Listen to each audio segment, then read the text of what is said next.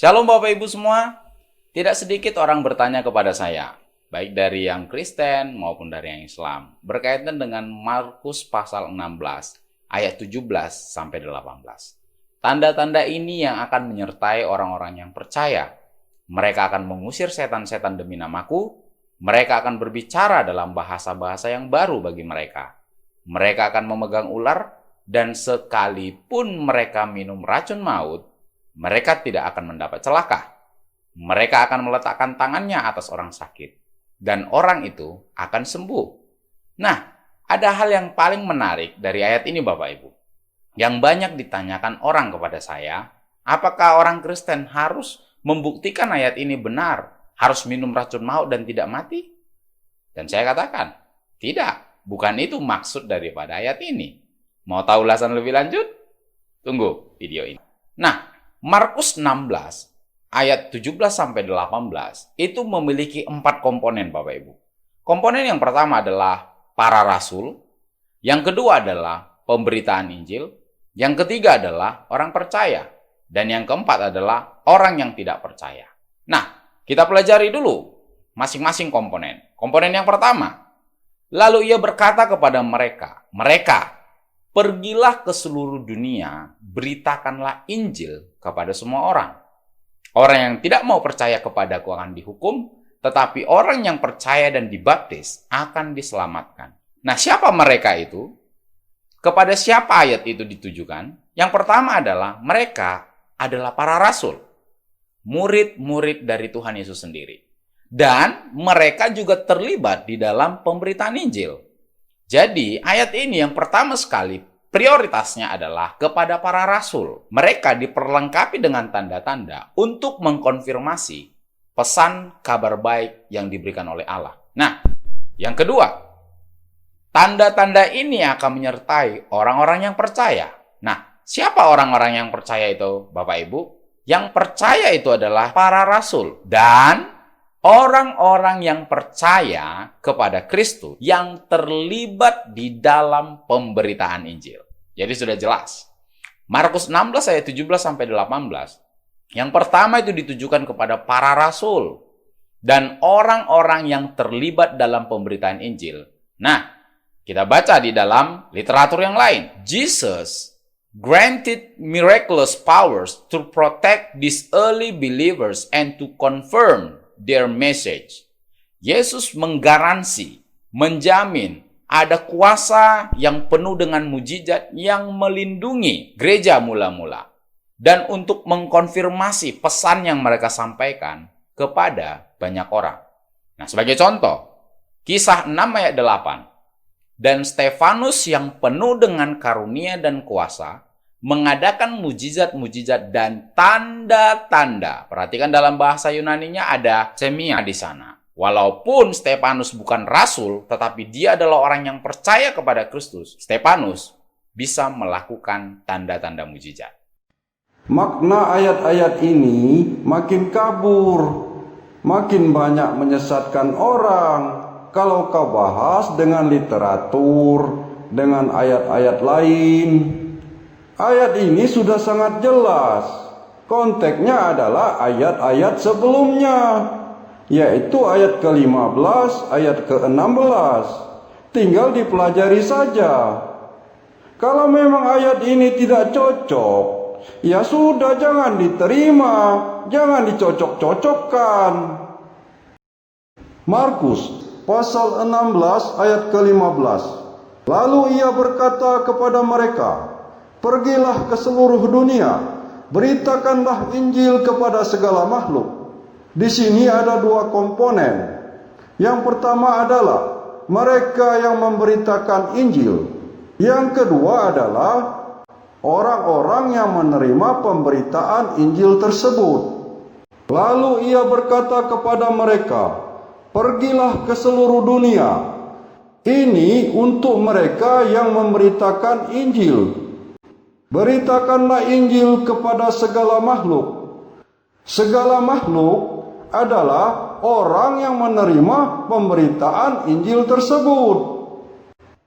Kemudian selanjutnya, pergilah mereka-mereka ini untuk memberitakan Injil. Pada Markus pasal 16 ayat ke-16 disebutkan, siapa yang percaya dan dibaptis akan diselamatkan, tetapi siapa yang tidak percaya akan dihukum. Markus 16 ayat ke-16 ini jelas sekali ditujukan kepada orang-orang yang menerima pemberitaan Injil. Karena di sini ada kata-kata siapa yang percaya dan dibaptis akan diselamatkan, tetapi siapa yang tidak percaya akan dihukum. Siapa yang percaya dan dibaptis akan diselamatkan.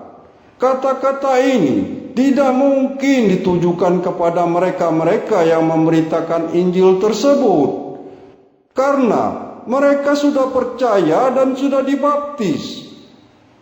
Ditambah kalimat selanjutnya, tetapi siapa yang tidak percaya akan dihukum. Masa kata-kata siapa yang tidak percaya akan dihukum ditujukan kepada mereka-mereka yang memberitakan Injil tersebut?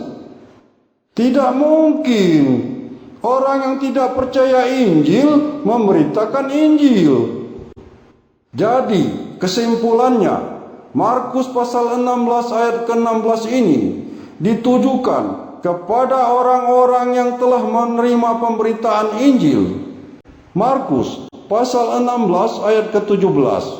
Tanda-tanda ini akan menyertai orang-orang yang percaya. Mereka akan mengusir setan-setan demi namaku. Mereka akan berbicara dalam bahasa-bahasa yang baru bagi mereka. Tanda-tanda ini akan menyertai orang-orang yang percaya. Siapakah yang dimaksud orang-orang yang percaya di sini? Tentu kembali lagi ke Markus pasal 16 ayat ke-16.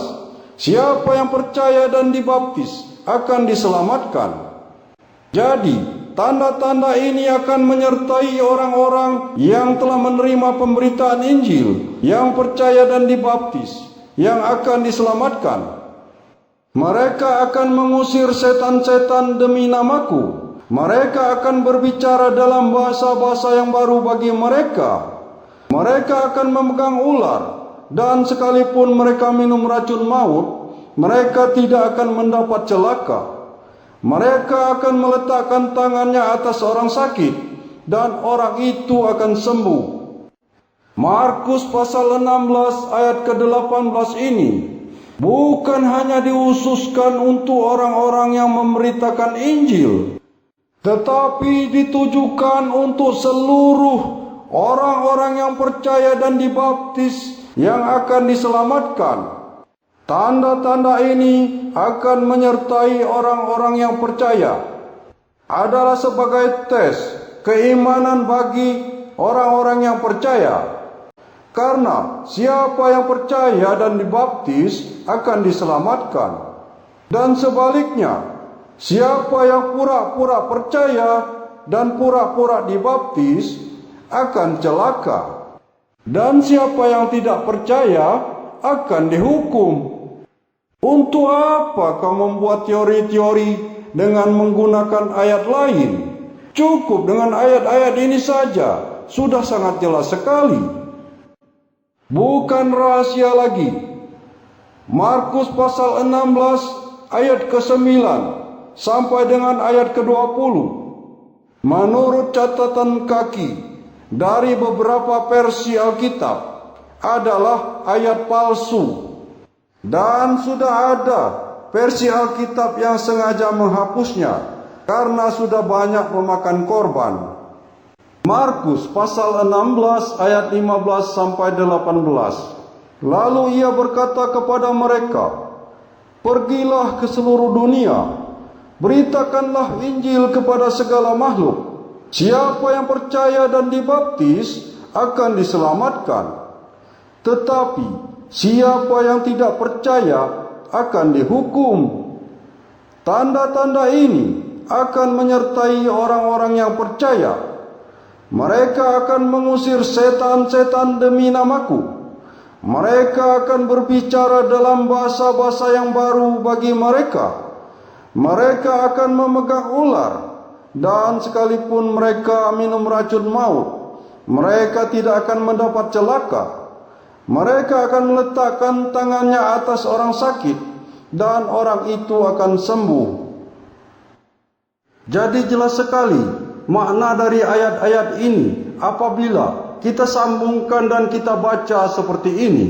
Kembali di Net 12, seorang pendeta meninggal akibat digigit ular yang digunakan untuk ritual ibadah. Meski ilegal, namun penganut aliran ini percaya gigitan ular tidak akan membahayakan karena dilakukan untuk ibadah. Jamie Coates adalah pendeta yang menggunakan ular dalam ritual keagamaan. Dan Sabtu kemarin, Coates meninggal akibat gigitan ular. Coates digigit ular di gereja di Middlesbrough, Kentucky, Amerika Serikat. Warga yang berniat membawanya ke rumah sakit ditolak oleh sang pendeta. Ia memilih pulang ke rumahnya. Tim medis langsung menyusul ke rumah Coates, namun Coates tetap menolak diobati. Saat tim medis kembali sejam kemudian, sang pendeta sudah meninggal akibat bisa ular.